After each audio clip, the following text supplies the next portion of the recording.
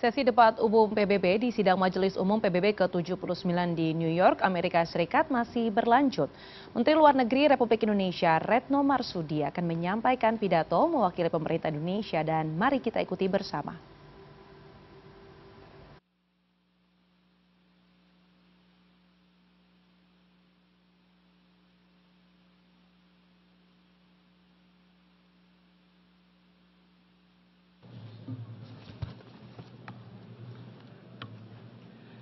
Bismillahirrahmanirrahim. Mr. President, this is my last opportunity as the Foreign Minister of Indonesia to represent my country to speak before the UNGA. A decade of so many challenges, but at the same time, a decade of Indonesia's many contributions in addressing global issues. One of them is Palestine. Indonesia cannot, I repeat, cannot sit back and relax, seeing the injustice that continues to be committed against the people of Palestine. Indonesia is and will always stand with the people of Palestine to attain their right to have an independent state of Palestine. As I speak now, more than 41,000 people in Gaza have been killed. Situation in West Bank, Lebanon are deteriorating. Is that not enough? Is that not enough? Will the Security Council only take action to stop Israel atrocities when all Palestinians are displaced? Or when 100,000 Palestinians are killed? Or when a regional armed conflict breaks out? That will be too late. PM Netanyahu yesterday mentioned, and I quote, that Israel seeks peace, that Israel yearns for peace. Really? How are we supposed to believe that statement? Yesterday, while he was here, Israel conducted unprecedented massive air attack on Beirut. PM Netanyahu wants the war to continue. We must stop that. I repeat, we must stop that. We must pressure Israel to come back to a political solution for two-state solution. Mr. President, the overwhelming majority of the UN members strongly support the two-state solution, and this is the right time to walk the talk. Recognizing the state of Palestine is the least that we can do now to give Palestinians equal footing on the world stage and to exert pressure to Israel to stop their atrocities. Therefore, I urge countries that have yet to recognize the state of Palestine to do so now. If each of us does it, for sure it will give impact. The recognition of Palestine today is an investment that will yield a more peaceful, just and human world tomorrow. Once again, Indonesia urges the permanent members of the Security Council to concretely act to immediately stop Israel from blatantly violating international law and to end Israel impunity. The mandate of the Security Council is to maintain peace, to create peace, not to maintain and prolong wars, or even worse, to support the perpetrator of atrocities. Inaction means complicity. Colleagues, wherever Indonesia goes, we carry the voices of the global South. Indonesia started this commitment in 1955 when Indonesia hosted the Asia-Africa Conference in Bandung, Indonesia. The Bandung spirit of equality, cooperation and solidarity will always be alive to inspire the global South to gain their rights, including their rights to development. That is the spirit that we need if we want to have a global leadership where moral virtues are the compass of our business. Do not bury the principle of the UN Charter and international law under the rubble of double standard, trust deficit, and zero-sum game. Mr. President, Excellencies, against these global challenges, Indonesia continues to be part of the solution. By embodying this commitment, Indonesia presidency in 2022 managed to prevent the G20 from collapsing, despite deep geopolitical division.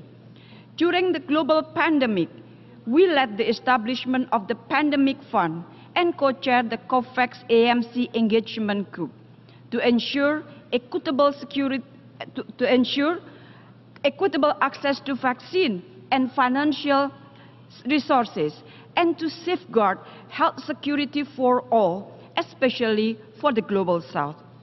As a member of the Human Rights Council, Indonesia continuously calls for inclusive partnership in addressing global human rights issues. And amidst regional rivalries, Indonesia pioneered the ASEAN Outlook on the Indo-Pacific as a framework for concrete and inclusive cooperation. To embrace, not to contain. We have demonstrated that global leadership will never be attained through force, domination, and fear. Global leadership should be about guiding collective action by listening, empowering the collaboration, and instilling hope. This is what I say, leadership without hegemony. Mr. President, Excellencies, to attain this vision, we must focus on three key priorities. First, advancing peace through inclusive leadership. Multilateral system should be reformed. The UNSC must be an inclusive space for peace, where a wider range of voices can be heard, and timely decisions can be taken for our collective good. Without peace, our effort to attain global goals such as the SDGs will remain a dream without reality. Indonesia is committed to contribute to global peace by being one of the largest troops contributing countries in UN peacekeeping mission and remain firm in our proactive role to counter terrorism. We also strive to ensure that peace we are promoting will be inclusive by advancing the Women, Peace and Security agenda, contributing to women empowerment, including pursuing equal access to education to women and girls in Afghanistan. Investing in women is investing in peace. Empowering women is empowering prosperity for all. Second, ensure a resilient future for shared prosperity. Indonesia believes in a future where all nations thrive no matter how big or small. But the global pandemic and impact of climate change has shown us all that to prosper together, we must work together. Therefore, the implementation of the Pact for the Future is important to accelerate the achievement of the SDGs and scale up partnership and sustainable development even beyond 2030. At the same time, geopolitical tensions have also significantly impacted global supply chain, affected the development trajectory of the Global South, many of whom remain unable to freely exercise their right to development. In this context, Indonesia has taken proactive steps. Earlier this month, Indonesia held the second Indonesia-Africa Forum to enhance cooperation in international supply chains and connectivity and build collaboration in preparing for the future challenges. Indonesia also hosted the 10th World Water Forum, I repeat, the 10th World Water Forum this year. We believe that water is a crucial element for shared prosperity. And third, building bridges to foster global collaboration. Colleagues, a winner takes all and take it or leave it mentality should no longer exist when collaboration is the only antidote in addressing the global challenges of today. For Indonesia, a world where the only option is us versus them will only result in the world of us or them.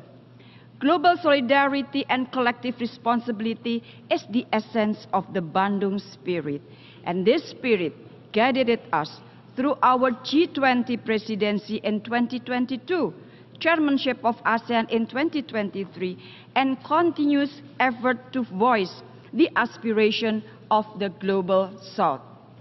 Indonesia envisions a world where nations collaborate together to address shared challenges, uphold international law, and protect human rights and dignity of all people. In Southeast Asia, ASEAN with 650 million people has proven that diversity can coexist with stability, peace, and prosperity.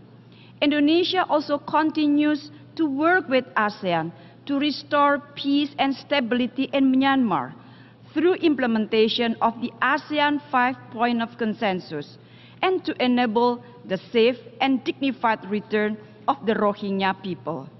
Beyond ASEAN, we also continue to deepen our engagement to the Pacific region to become part and parcel of an inclusive and peaceful Indo-Pacific architecture based on the principle of solidarity, equality, and mutual respect.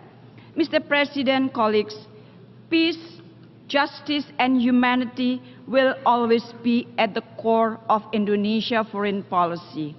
Indonesia understands that the global leadership is not something that inherited, nor does it fall from the sky. It must be earned through our collective efforts.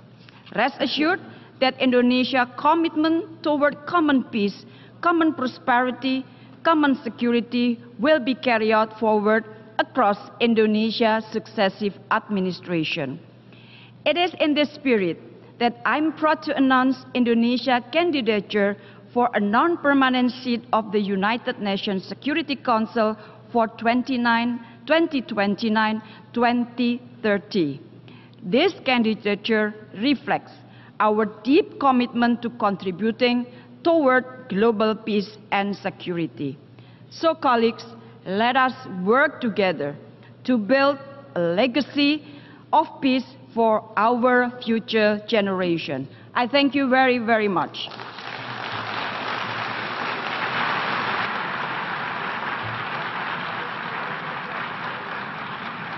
I thank